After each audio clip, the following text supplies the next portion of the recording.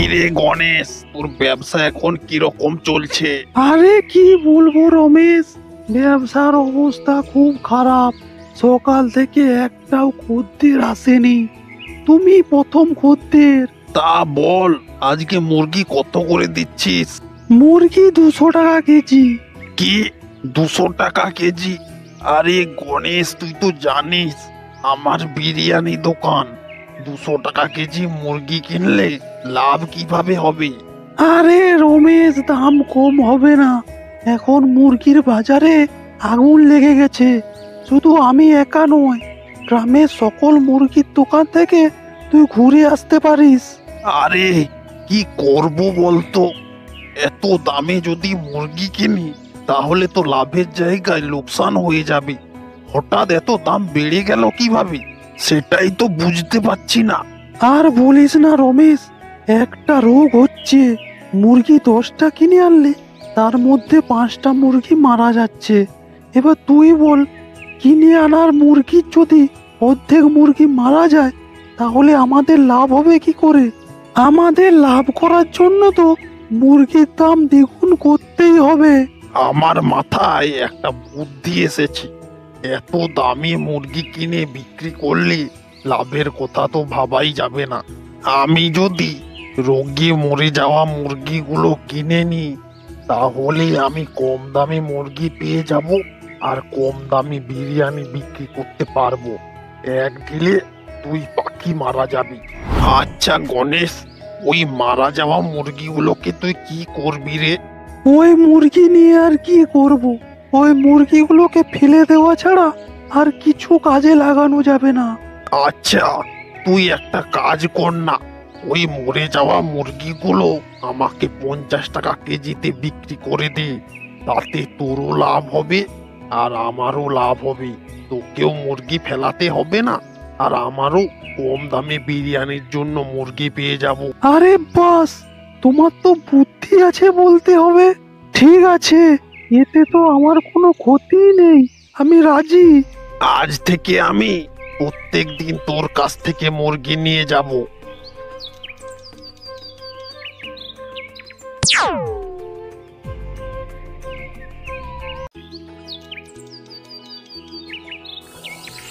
বিরিয়ানি নিয়ে যাও, বিরিয়ানি 120 টাকা প্লেট। খেয়ে যাও, খেয়ে যাও বিরিয়ানি।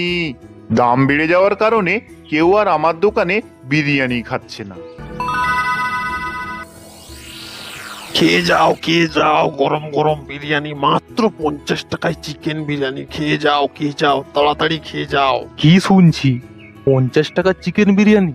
যাই তাড়াতাড়ি গিয়ে খেয়ে নি, দেরি হলে শেষ হয়ে যেতে পারে।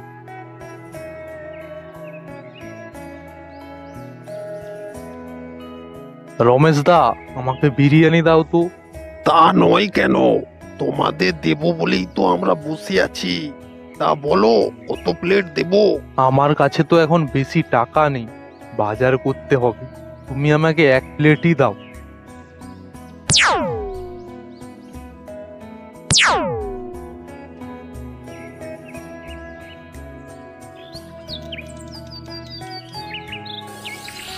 মনে হয় আমার দোকানে কেউ আর আসবে না।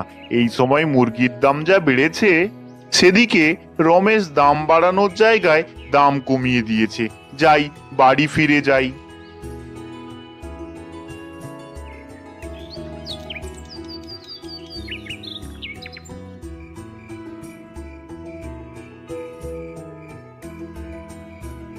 বউ, আমায় জল দাও তো।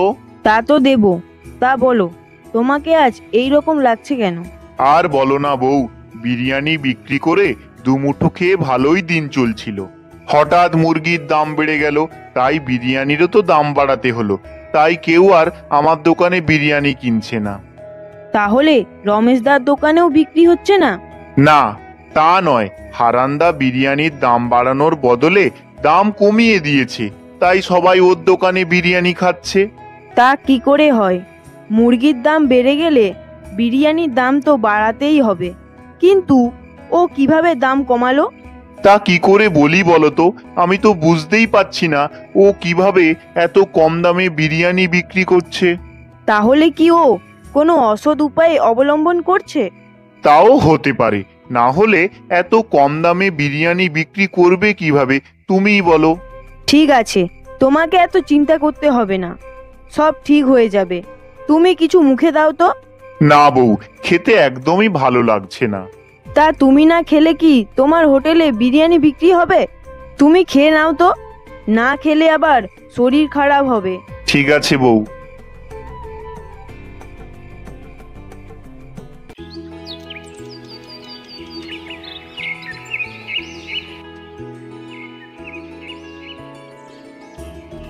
কি রে গণেশ, কাজটা এগিয়ে রেখেছিস তো? তার বলতে আমি তোর মুরগি আগে থেকেই কেটে রেখেছি, তুই নিয়ে যা। বাহ, ভালো কাজ করেছিস। তুই এইরকম আগে থেকে কেটে রাখবি, তাহলে কেউ দেখতে পাবে না আমি তোর কাছ থেকে যে মরা মুরগি কিনছি। তার বলতে তাতে তো আমারই লাভ, তোকে তো সাহায্য করতেই হবে। ঠিক আছে, আজ আমি যাচ্ছি, কাল আবার কেটে রাখবি।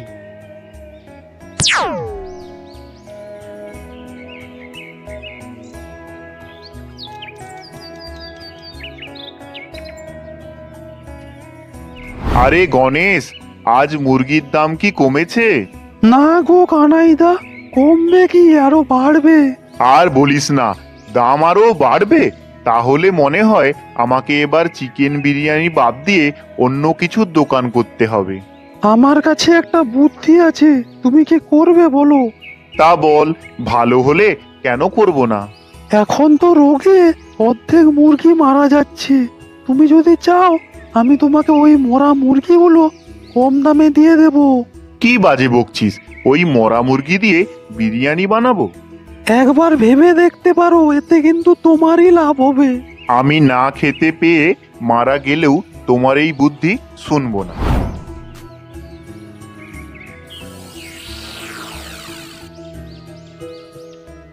বউ, মুরগির দাম তো কমছেই না, দিন দিন আরো বেড়েই যাচ্ছে। এবার কি করব বলো তো? এত দামি মুরগি কিনে বিরিয়ানি বিক্রি করলে তো লাভের বদলে লোকসান হয়ে যাবে। আজ আমার মাথায় একটা বুদ্ধি আসছে। আমাদের পুকুরে তো অনেক চিংড়ি মাছ হয়েছে, ওই চিংড়ি মাছ দিয়ে যদি বিরিয়ানি করা হয় তবে কেমন হতো বলো তো? হ্যাঁ বউ, বুদ্ধিটা খারাপ দাওনি। আমি কাল থেকে চিংড়ি মাছের বিরিয়ানি বিক্রি করব। বিরিয়ানি খেয়ে যাও, বিরিয়ানি, গরম গরম বিরিয়ানি খেয়ে যাও, খেয়ে যাও। আমার ছেলেটা অনেক দিন ধরে বিরিয়ানি খাবে বলছে, ওর জন্য বিরিয়ানি নিয়ে যাই। আমাকে 1 প্যাকেট বিরিয়ানি দাও তো। এই নাও তোমার বিরিয়ানি।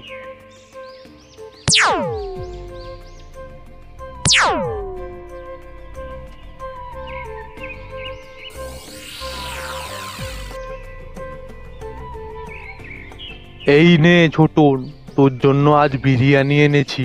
বাবা, আজ আমি অনেক খুশি, দাও দাও।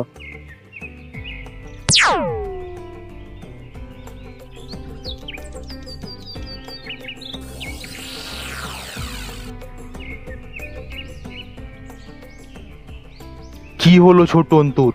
ডাক্তারের কাছে যাই, এক্ষুনি গিয়ে ডাক্তারকে ডেকে আনি।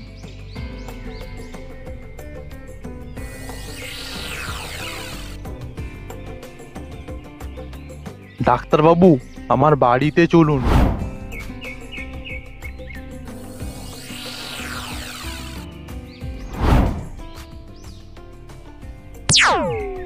ও কি খেয়েছিল? তেমনটা কিছু নয়, বিরিয়ানি খেয়েছিল। ও যে বিরিয়ানি খেয়েছিল তার মধ্যে বাজে কিছু ছিল।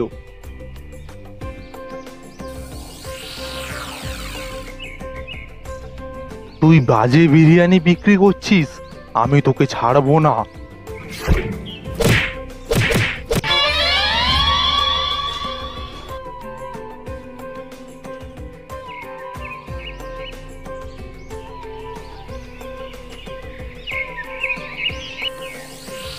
বিরিয়ানি খেয়ে যাও, বিরিয়ানি, চিংড়ি মাছের বিরিয়ানি। আমাকে দাও তো, খেয়ে দেখি কেমন হয়েছে। বাহ, তোমার চিংড়ি মাছের বিরিয়ানি তো খুব ভালো হয়েছে। আমার তো মনে হয় তোমার দোকানে খুব লোক হবে। আমি এক্ষুনি গিয়ে গ্রামের সবাইকে বলবো তুমি খুব কম দামে খুব সুন্দর চিংড়ি মাছের বিরিয়ানি বিক্রি করছো।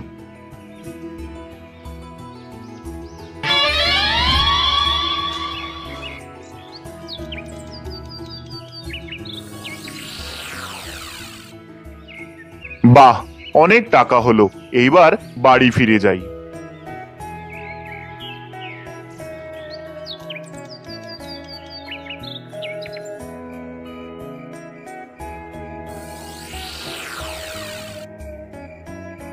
দেখো বউ, আজকের রোজগার।